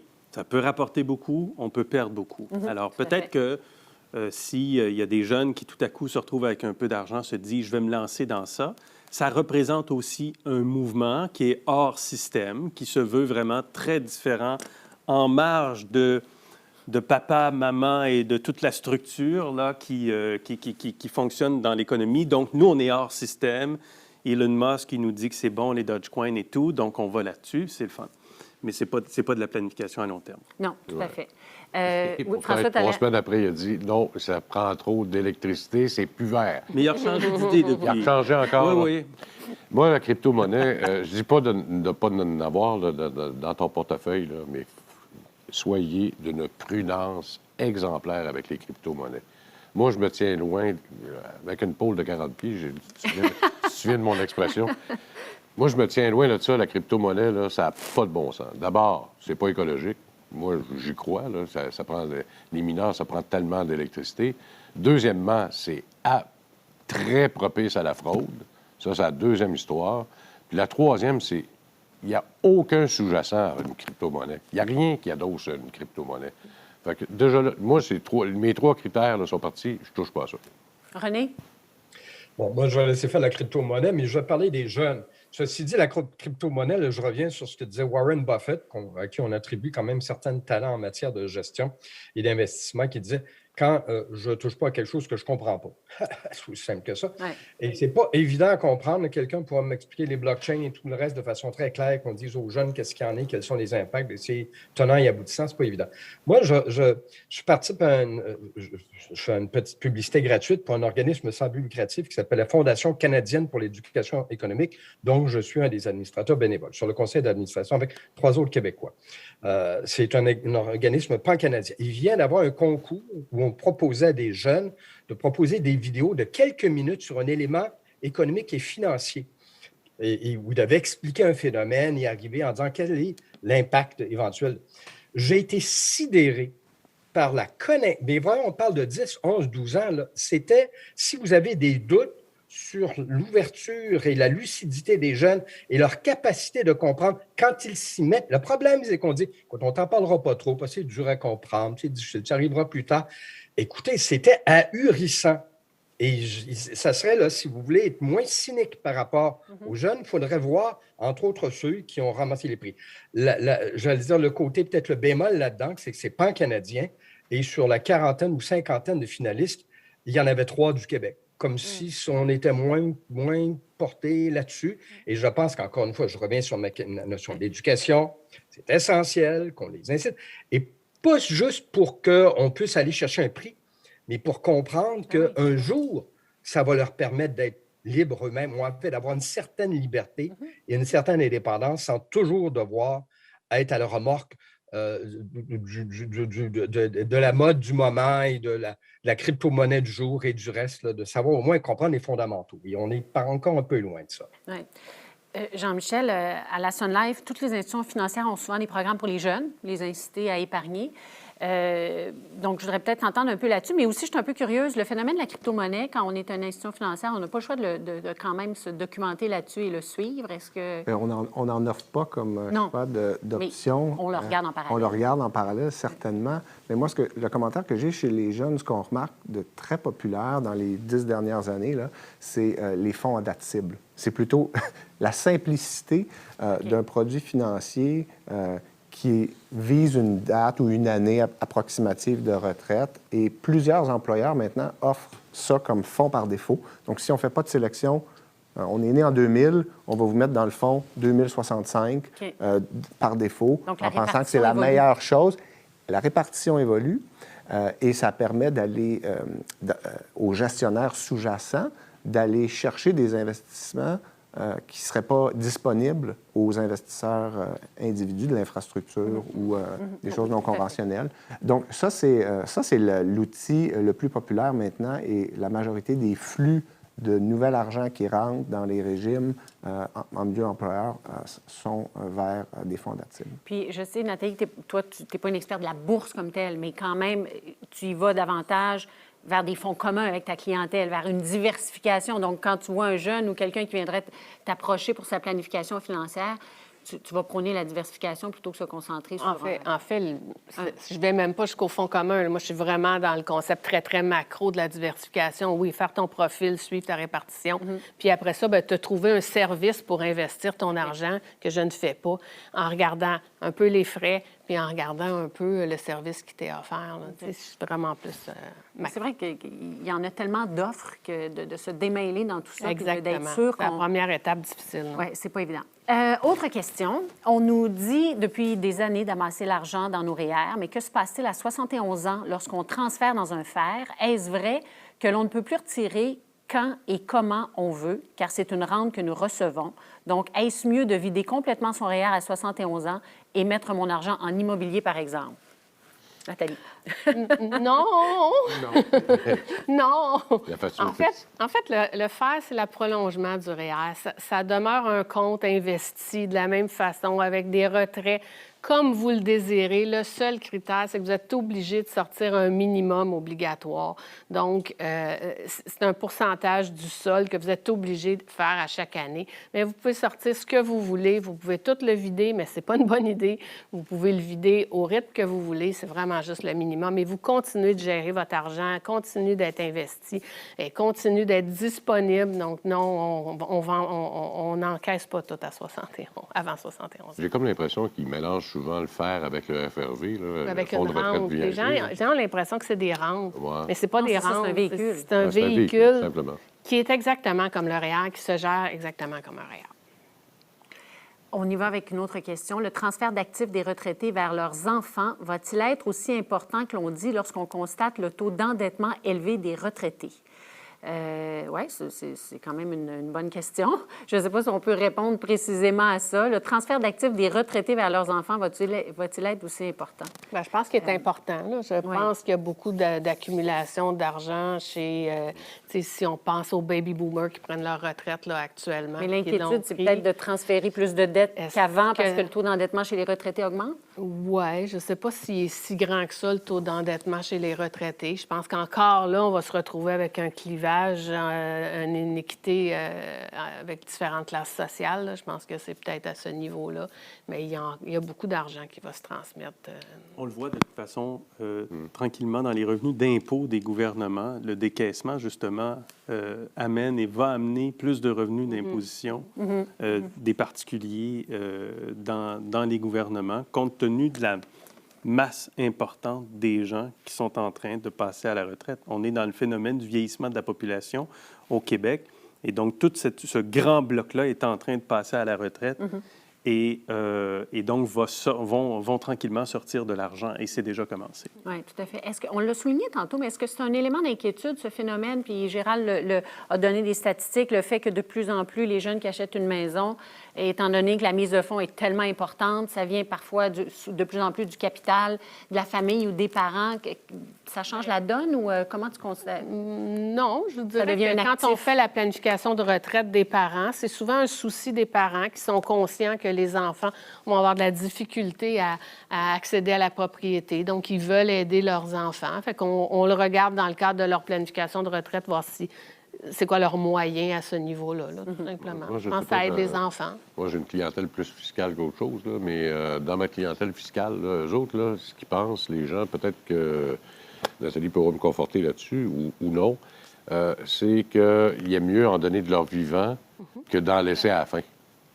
Alors, je les aide tout de suite, là, puis à la fin, débrouillez-vous, je vais avoir fait ma job. Exact. Alors, ce qui restera, ce sera fort probablement la maison qui reste dans le patrimoine, moins la dette de l'hypothèque s'il y en a. Parce que souvent de fois, là, les personnes plus âgées là, qui ont de la dette, là, c'est une dette hypothécaire plus que d'autres choses. Là. Moi, ça m'inquiète plus ou moins parce que la valeur de l'actif va surplomber certainement la valeur de l'hypothèque. Mais pour le reste, les gens vivent aujourd'hui, ils veulent voyager, ils veulent faire des choses. Ils ont fait leur job pendant qu'ils étaient vivants. Laissez-moi vivre ma retraite, là, puis après ça, on se débrouillera avec le reste. Oui, tout à fait d'accord. Sophie, si je peux me permettre un mot, quoi que je disais qu'il y a cette hypothèse qui est encore éloignée, mais sur un jour, une imposition du gain en capital sur la vente d'une résidence, il reste qu'au Québec, même si pour l'instant c'est difficile avec vraiment les valeurs qui ont grimpé trop rapidement, le taux de propriété au Québec, on parlait des Québécois comme un peuple de locataires, ça n'est plus vrai. Là, on est rendu à 60-65 % je pense. C'est variable selon les régions là, qui sont propriétaires. Donc, quand même, il y a un niveau d'endettement qui est vrai qu'il a grimpé, 172 % je pense, de revenus disponibles. Puis on rabâche beaucoup les oreilles avec ça. Il y a une dette qui est en partie une dette hypothécaire. Il y a eu cette hausse de la valeur des propriétés. Donc là, il y a un réservoir d'actifs qui, un jour, va se transmettre. On espère qu'il ne sera pas grugé là, par l'appétit des gouvernements. Et ça, je pense que c'est très important là, dans ce qu'on parle du transfert de richesse à côté. Ce n'est pas nécessairement le compte en banque ou à la caisse, c'est notamment l'ensemble de l'actif. Vous savez qu'un chalet au bord d'un lac ou d'une rivière, là, aujourd'hui, là, ça vaut cher. Ça vaut très cher. C'est vrai que ce n'est pas une résidence principale, mais bon, il y a moyen avec ça là, de laisser des sous pour l'avenir de ses enfants. Oui. Et puis, j'allais nommer la dernière question, mais en fait, la dernière question était très, très générale sur comment tenir compte de ma répartition d'actifs, compte tenu de tout ce qu'on voit en termes d'inflation, en termes, évidemment, les taux d'intérêt qui sont extrêmement faibles, la fiscalité, les gouvernements. Je voudrais juste faire un petit tour de table de votre mot de la fin, le message qu'on doit lancer aux gens, au-delà de, oui, ayez un bon plan financier, mais qu'est-ce que vous auriez à dire en terminant? Bien, moi, j'aurais tendance à conseiller de consulter des professionnels puis de se faire accompagner. Au niveau des investissements, il y a des gens qui s'en occupent eux-mêmes maintenant, mais ça va-tu être encore aussi facile à 75, à 80, 85? Donc, de profiter maintenant que vous avez toute votre tête et que tout va bien, de consulter des bonnes personnes pour vous faire accompagner pour la suite. Gérald? Moi, je conseille aux gens de ne pas consulter des professionnels. Non, c'est pas vrai. C'est pas vrai. Non, je pense que la rigueur d'épargner s'est peut-être installée dans les 15 derniers mois, je l'espère, mais c'est la seule solution. La vraie bonne solution, là, peu importe l'âge que vous avez, mettez un peu d'argent de côté tout le temps. C'est une vieille recette. Je n'ai pas toutes les lettres de Nathalie pour l'annoncer puis pour le dire en termes de planification, mais je pense que c'est une vieille recette de se faire un budget, de mettre de l'argent de côté à chaque paye, chaque 2 semaines ou à chaque mois. C'est la bonne façon de faire. Et quand vous êtes jeune, vous en mettez un petit peu, puis quand vous augmentez de salaire, si vous avez des hausses de salaire, bien, OK, augmentez aussi la partie épargne. Ça vaut la peine de le faire parce que vous pourriez vivre jusqu'à 100 ans, on ne sait jamais. Oui, non, tout à fait. Et on ne veut pas que ce soit notre défi de s'empêcher d'aller si loin. René, ton mot de la fin, ce serait quoi? Oui, ça va être l'éducation financière. Tu as tellement raison. Des événements comme celui-ci. Je pense que je l'ai dit assez souvent, je n'aurais pas besoin de répéter. Donc, mon mot de la fin, il va être très rapide. Puis je suis peut-être un peu à contrario de mes collègues, là, c'est prenez le temps de vivre. Vous qui nous écoutez, là. On n'est pas dans un monde, oui, il y a des moments compliqués, des moments complexes, des moments quasi dramatiques. Mais au demeurant, là, pour le reste, là, la vie vaut la peine d'être vécue et vous en faites pas trop. Là. Si vous avez la chance d'avoir du plaisir aujourd'hui, profitez-en. Puis à un moment donné, on passera au reste quand ça sera le temps. Merci pour ces beaux mots, René. François, après ça?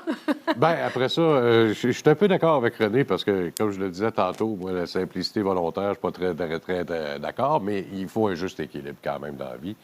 Et moi, ce que j'essaye de dire aux plus jeunes tout le temps, c'est de commencer tout de suite à faire d'épargne systématique. Quand tu es entraîné jeune, c'est sûr qu'à 30, 40, 50 ans, tu vas l'avoir l'habitude. Alors que l'épargne, c'est un poste de dépense. Alors donc, si tu l'as tout le temps, bien, tu vas l'accumuler, ton pote, pour le futur. Alors, puis la deuxième chose, écoutez les personnes qui ont de la compétence dans le domaine financier. Parce que le gros du problème du 10 qui ont touché à leur portefeuille l'année passée, c'est que la tolérance au risque était peut-être au-delà de ce qu'ils avaient dit à leur planificateur financier. Alors, c'est extrêmement important de s'écouter. C'est comme en santé, hein? Écoute ton corps. Et écouter trop son esprit dans le domaine financier, des fois, ça joue des mauvais tours. Oui. Alors, l'équilibre, le mieux-être, s'écouter soi-même, mais bien planifier également, surtout. Jean-Michel, le mot de la fin de ton côté. Oui, merci. Bien, on voit, hein, ce matin, la pandémie a eu des impacts sur tous les secteurs de notre vie, puis ça inclut la retraite, puis la préparation à la retraite. Pour moi, c'est aussi une opportunité. On a parlé de faire un bilan, faire un budget, planifier, mais ce qu'on a remarqué, c'est que quand ça s'est mis en place, on se sent mieux, puis on se sent sécuritairement par rapport à nos finances personnelles. Et nous, ce qui nous inquiète, c'est la santé mentale des travailleurs. Et on pense que ça devrait être un enjeu. Donc, de s'assurer d'une sécurité financière, ça va certainement aider. Oui, tout à fait. Et plus le milieu de la finance se rapproche des problématiques de santé mentale, je pense que ça va aider toute notre société au complet. Là-dessus, je vous remercie grandement d'avoir participé à ce premier webinaire d'Éduc-Épargne qui est organisé, je vous le rappelle, en collaboration avec l'Institut québécois de la planification financière et la Sun Life. J'espère que vous en avez profité tout autant que nous parce que je pense qu'on a vraiment passé une très belle heure et demie. Je vous remercie, chers panélistes. Je remercie également les partenaires, les organisateurs de l'événement, notamment la firme PQM et Production Julien, parce que tout s'est déroulé à merveille dans nos studios. Alors, merci à tous et bonne planification, mais bon été, c'est vrai. René a raison. Profitons de l'été maintenant, là, tranquillement, sans faire trop de fausses notes pour pas retourner en arrière. On veut être vert. Lentement, mais merci à tous. Regarde nos masques.